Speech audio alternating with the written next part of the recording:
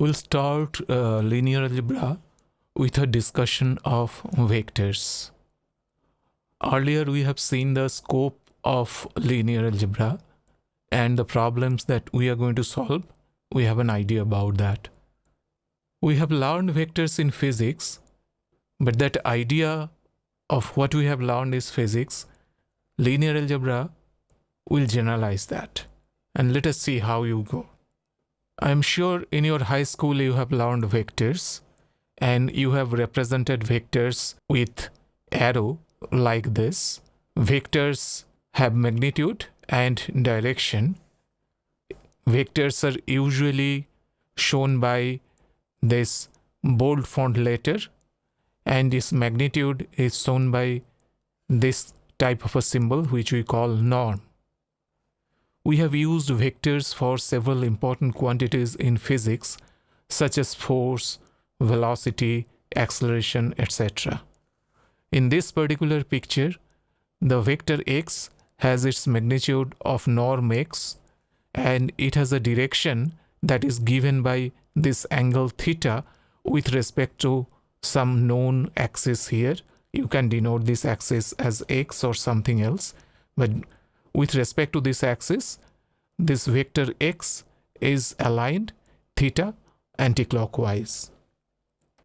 Now, we also know that two vectors can be added. If this is one vector A and this is another vector B, then if I add them, I'll get a vector like this C, which is a vector addition A plus B. All these bold fonts are vector. And how we can get this C from A and B? Well, we all know that you have to complete this parallelogram and that will give you the addition of vector. Similarly, a vector can be multiplied by a scalar. Scalar is simply a number. It scales. That is why it is scalar. It will make the vector either big or small. So if I have a vector x and I multiply with a scalar a, then it will become ax. Depending upon the value of a, the new vector could be bigger or smaller. Similarly, every vector has an additive inverse, which means that for every vector x, I have a negative x vector. If I sum them up, I'll get a 0. This 0 is not a scalar 0, this is a vector. So we call this null vector.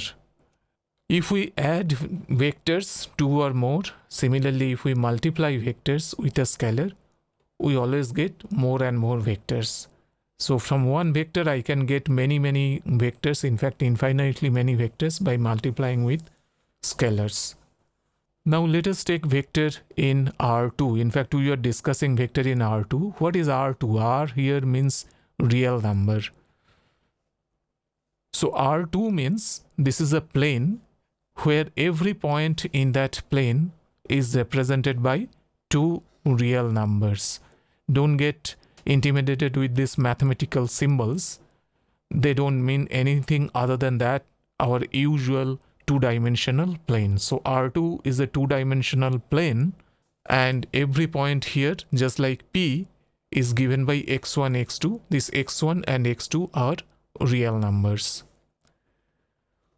This x1, x2 can be taken as a point, but also in a vector in R2 we can represent like P, which indicates that from the origin of that plane to this P, if I draw a straight line with an arrow from this origin O toward P, that will give us the vector. In this case, this is the x vector, which we also write as OP with an overhead arrow. The vector is making anticlockwise theta angle with the x1 axis. In geometry, we have seen vector is arrow with magnitude and direction. However, in algebra, we can now write vector only using two real numbers. In R2, we use two real numbers. In this case, the coordinate of P. So if I write x and within third bracket x1, x2, then this bold font x, it indicates a vector. In this case, we call this row vector. I can also write this as x1, x2, then we call that column vector, but essentially they are vectors. So this is a vector written as the coordinate of P. So this is the connection between algebraic and geometric description of vector. Now when I add two vectors such as this x and y, x is a vector with this x1 and x2, y is a vector with y1 and y2, and we call each of this x1, x2, y1, y2, etc. are components of vector. So when I add two vectors, their individual components are added up. These are, you have to remember that these are ordered pair, these are not just pairs. So x1 and x2 vector, they are not equal to x2, x1, they are different vectors. So when I add x and y, according to this order they will be added up. If the first item is x1 here and y1 here, when I add in x plus y, first component will be x1 plus y1, second component will be x2 plus y2.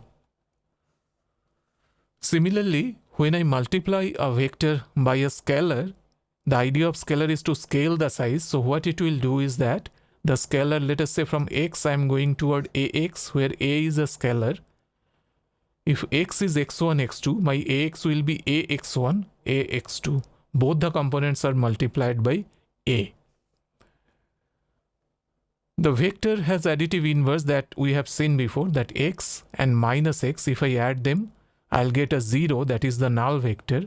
If my x is x1 and x2, and I know the rule of addition here, using that addition rule to get the null vector, I need this minus x is minus x1 minus x2. Minus x, you can think of a scalar multiplication with minus 1. So this gives us minus x1 minus x2. When I add them, I see that x1 minus x1 is 0. x2 minus x2 is also 0. Therefore, I have this null vector which has both components to be zeros. Finally, this R2 is called closed under addition and scalar multiplication. There are two important terminology here. By closed, we mean that if I do this addition and scalar multiplication over the vectors in R2, I'll get more vectors in R2. So all the vectors which are undergoing this operation of addition and scalar multiplication, they will remain in R2. So that way we call R2 is closed. This operation of addition and scalar multiplication, we call them linear operation. So if I have certain vectors in R2 and I apply linear operation over them, then all those vectors, new vectors that will be generated, they will also be in R2, and that is why we call this operation is closed. As we have discussed vector in R2, we can discuss vector in R3. R2 was a plane, but R3 is a 3D space. This is not a plane, so every point here will be represented by 3 real numbers, and they are of course ordered triple. In the same way, the geometry here is this red arrow, but the algebra here doesn't care about this red arrow here. It doesn't care about the direction at all. It only tells us that, well, we are dealing with this x, which is an object which we call vector. It has this 3 component x1, x2, x3. This is row vector. Though if I write in this way and if I write in this way, then it becomes column vector. For discussion now, let's not distinguish between row and column so much. We'll come to that point later. If I add these two vectors x and y, then x plus y, just as we are thinking, we have seen in R2, individual components will be added up. So we are going to get this x1 plus y1, x2 plus y2, and x3 plus y3. A vector in the same way may be multiplied by a scalar. If I multiply scalar a with the vector x, x is x1, x2, x3. When I multiply with this scalar, each of this component will be multiplied by this scalar a. So I am going to have this ax1, ax2 and ax3. As we know that every vector has its additive inverse, so x and minus x, if I add them, I get a null vector.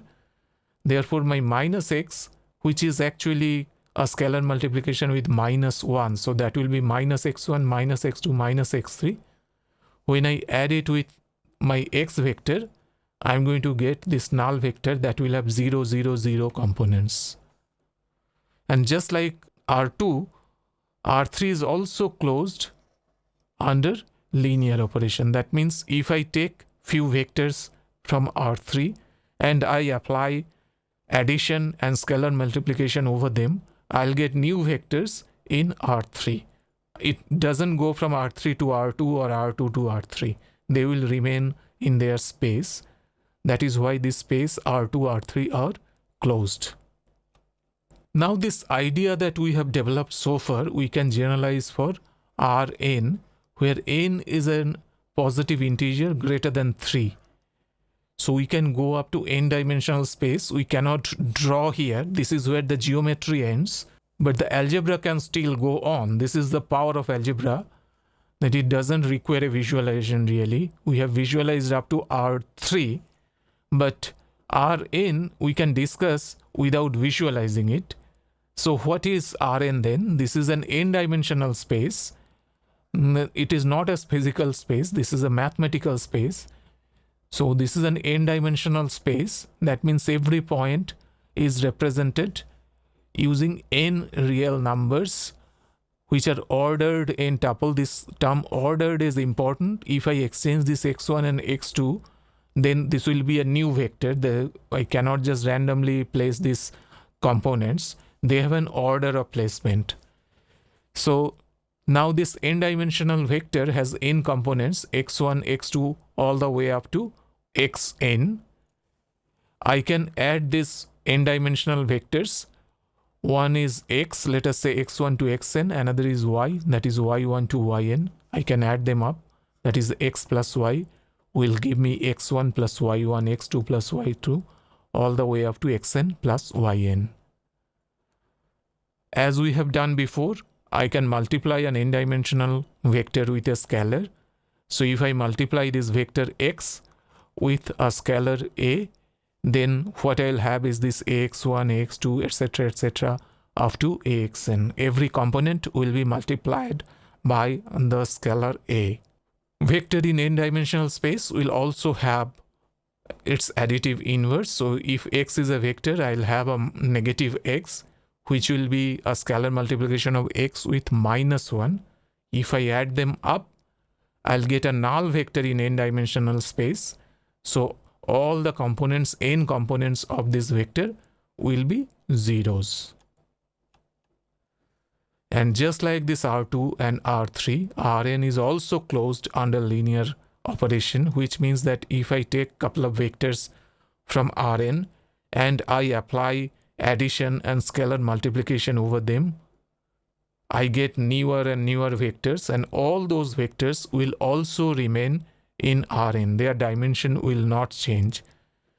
That is what we call this closure property. One of the important idea of vector or important operation of vector is the scalar product. You are already familiar with scalar product of different vectors in physics. For example, if you take a scalar product of force and displacement, you get the work. So here, of course, we can extend this up to n-dimensional vector. If I have a vector x, which is an n-dimensional vector, components going from x1 to xn, and I have y, which is another n-dimensional vector, component going from y1 to yn, both the vectors have same dimension, then I can write x dot y is x1 y1 plus x2 y2 all the way up to xn yn. So this tells us that to get a scalar product, both the vectors must be having same dimension. The norm or magnitude of a vector is actually coming from the scalar product of the same vector with itself and the square root of that. There are, of course, many different definitions of norm, but this is the commonly used definition, that is root over x dot x is the norm of x. This is how we represent the magnitude of vector. Similarly, if I have two vectors x and y, the angle theta between these two vectors will be given by cos theta equals x dot y divided by norm of x, norm of y. If you don't remember this, you can try doing it for a two-dimensional vector, and you will see that how this cos theta equals x dot y divided by norm of x, norm of y is coming. You will have a very good practical idea. For some case, we have x dot y equals 0. If x dot y equals 0, then cos theta is 0, and cos theta 0 means theta is 90 degree, which means the angle theta between this vector x and y is 90 degree, and that is what we call orthogonal vectors. So when inner product is 0, the vectors are orthogonal to each other. Similarly, a vector with norm 1 is called unit vector. A unit vector is usually represented by this hat symbol. Any vector, if it is divided by its norm, of course, we have to take a vector which is not a null vector. If it is a null vector, we cannot divide by its norm. So a vector which is not a null vector, if I divide by its norm, that it becomes an unit vector. You can try doing it and see that why the norm of this will be equal to 1. You can try proving it. Now let us take a simple exercise to close our discussion of vector. Let's take two vectors x and y. So this is my x vector and this is my y vector. Now x is equal to x mid and x parp. X mid is in the direction of y and x parp is in the direction perpendicular to y. So x mid is in this direction, x parp is in perpendicular direction with respect to y. We are interested to find this x mid and x parp. So how do we find it? You can pause the video now for a moment and try to figure it out, how to find this x mid and x parp. So congratulations, if you have found this x mid and x parp, you have solved the first problem in linear algebra in this course. But if you could not do it, don't bother about it. We will solve many more problems of linear algebra. So let's see that how we can do so.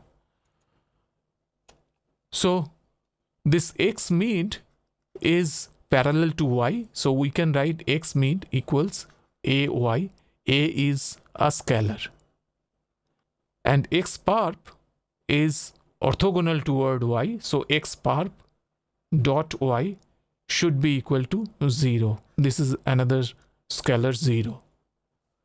Now x dot y, x is equal to x mid plus x parp. So x mid plus x parp dot y. Therefore x dot y is equals ay. Ay is x mid. Ay dot y plus x parp dot y. Now x parp dot y is 0 and y dot y will be coming from this definition of norm. Y dot y, root over that is the norm of y. So this is a norm of y square, which means x dot y is equal to a norm of y square, which means a is equal to x dot y divided by norm of y square. Therefore, this x mid is a y, so it gives us a, that is x dot y norm of y square of y. You have to understand this x dot y norm of y square, this is just a scalar. So x mid is some scalar multiplied with y, that means it is in the direction of y. Now x parp is obviously x minus x mid. So once we get the x mid, we can get the x parp. So remember that we are interested to find x mid and x parp, and this is how we are going to get them. In summary, Our idea of geometric vector, that is some object with magnitude and direction, and they represent certain quantities like velocity or acceleration or force.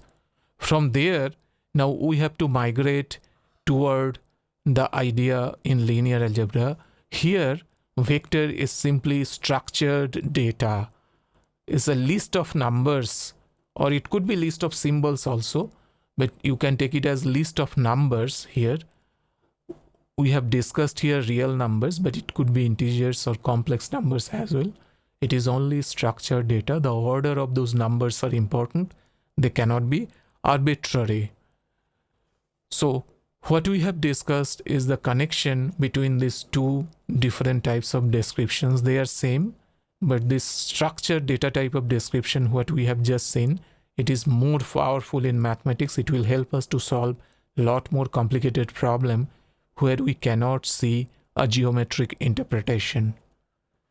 For your exercise, you go to part 3.2 of your textbook. Some linear algebra theory is there, and please read and revise your linear algebra from there. That's all for this lecture. Thank you, and I'll see you in next class.